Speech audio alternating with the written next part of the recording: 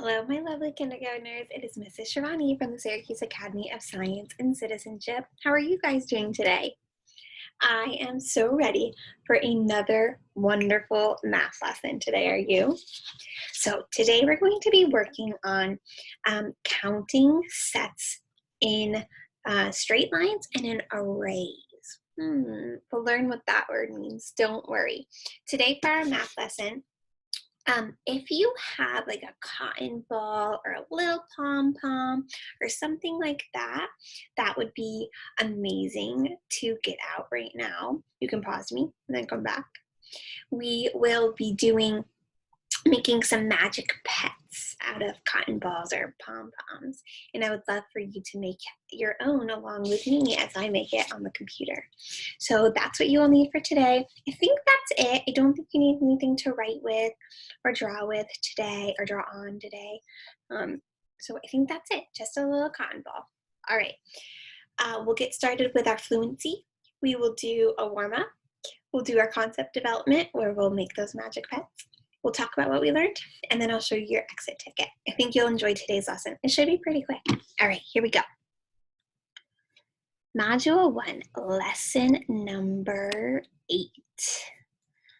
Okay, let me make my computer a little bigger. There we go. Okay. I can answer how many questions to 5 groups with 4 in an array. And we'll also compare ways to count 5 fingers. All right, but let's start off first with that fluency.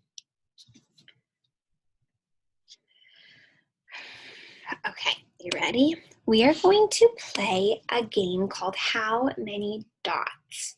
Now, this is one of my favorite games to play in the classroom. It's called subitizing, and that is the ability to be able to quickly look at a set of objects and know how many there are without counting.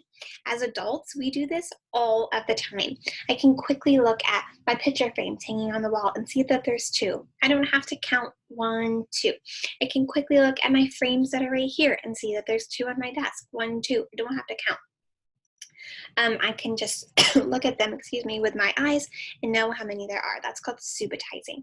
So I am going to show you some dots on 5 frames, and I want you to blurt out how many there are. Try not to count, okay? You ready? Okay, here we go. Blurt.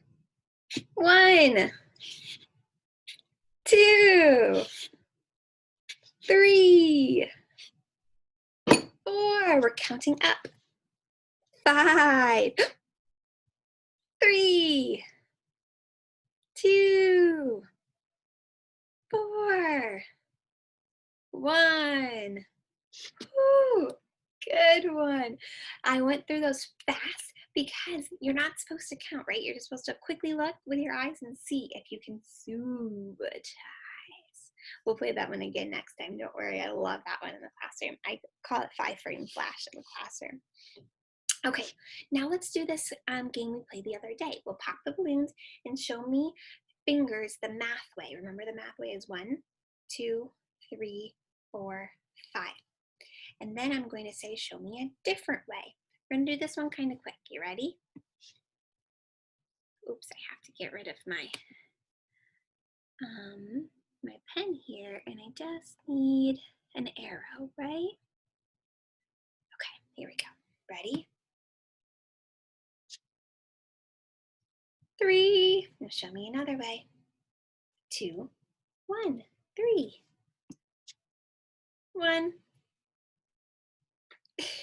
Or this, right? There's not too many ways to show 1. 5. Or I could show 4, 1. That makes 5. 4. I could show 3 and 1. That makes 4. 2. And I could show 1 and 1. 2. Good work, kiddos. All right, we're going to skip this game for the day. We're going to get to our application problem because it's a little bit longer today. Well, our concept development is a little bit longer today, but our whole lesson should be short, like I said. All right, let's count out 4 counters and put them in a row going across. Remember, rows are horizontal, they go across.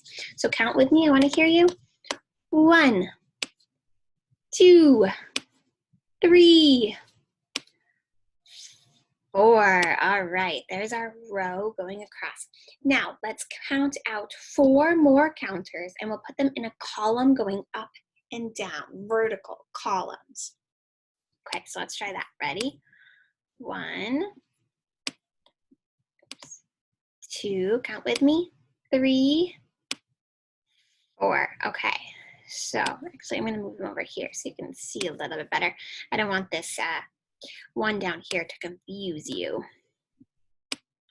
Okay, so we have 4 going up in a column, vertical. We have 4 going across in a row. Column, row. Are there the same number of counters in each group? Yes, they're just arranged in a different way. 4 are in a column, then another 4 are in a row. Same number, just a different way to arrange them. All right, let's get into our concept development now. How can I find out how many markers I have? Count them. Yeah, let's count them together, okay? Ready? 1, 2, 3, 4. But I can't really count these super well because they're all scattered across the screen here. How can I organize them? Did you say column? Put them in a column? Yeah, let's try that. Ready? 1, 2, 3, 4. Wow, now I could subitize that there's 4 of these because they're all gathered and they're neatly organized in a column. Organization in math is really, really important, especially important when you get older and you start to do these big math problems with big numbers. You need to organize your work, and it all starts right now in kindergarten. So that's why we focus so much on this. So we could organize them in a column, but what way did we also organize those dots? In a row. So let's try that too. 1, 2, 3, and that's my 4th one that I didn't move, right? Let's count one more time. 1, 2, 3, 4. Did we get the same number? Yeah, we sure did. Now, let's put them in an array. An array is kind of like a circle. Kind of like that. This is kind of an awkward object to put in an array, but that kind of looks like one. It's kind of like a circle or a group, a nice organized group. Let's count them again. 1, 2, 3, 4. Didn't change. We just changed how we arranged them. Okay, now, if you do have that bag of cotton balls, get it out with me now and take out 4 cotton balls and put them in a line. Ready? 1, 2, 3, 4. Now, you might want to put them in an array, like a circle, or you might want to put them in a column, a line up and down, up to you. But we're going to make magic pets. So when I call out a number, I want you to put that many cotton balls in a line and make a caterpillar. Ready? Okay, take 2 cotton balls and make a magic pet. Nice. Now take 3 cotton balls, make a magic pet. Nice. Now take 1 cotton ball and make a little pet. Good. All right, let's do something different now. Now I want you to push all your 4 cotton balls together and make a sleeping kitten. Put 1 cotton ball away. I have 3 left. And put them in a line to make another caterpillar. Got it. I hope you're paying good attention. This is a lot of following directions, huh? Now push them together and make a sleeping puppy. Oh. That didn't change the number, right? Okay, now this one. Can you change your pet into two caterpillars that are exactly the same? So if I want to make a caterpillar, I'm going to make a caterpillar that's crawling up the screen. Uh-oh, this one's not exactly the same. I have to get one more. There we go. Now they're exactly the same. Two balls going up in the column. Good work. Let's do something different. Okay, now if you do have something, I forgot to tell you to get something to draw with too, but you could just use your cotton balls again. So if I'm going to draw, since I don't have any on here, but just use those cotton balls that you have again. I'm going to draw 4 circles to show my caterpillar. 1, 2, 3, 4.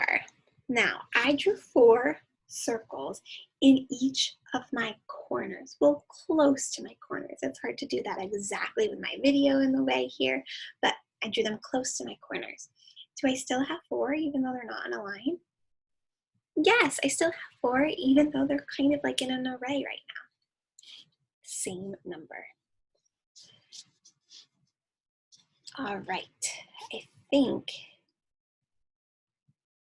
that will be good for our concept development. We lined up all of our cotton balls. We made arrays, we made straight lines, we made rows, and we made silly little pets. That was fun, and we counted 3, 2, 3, 4, 5.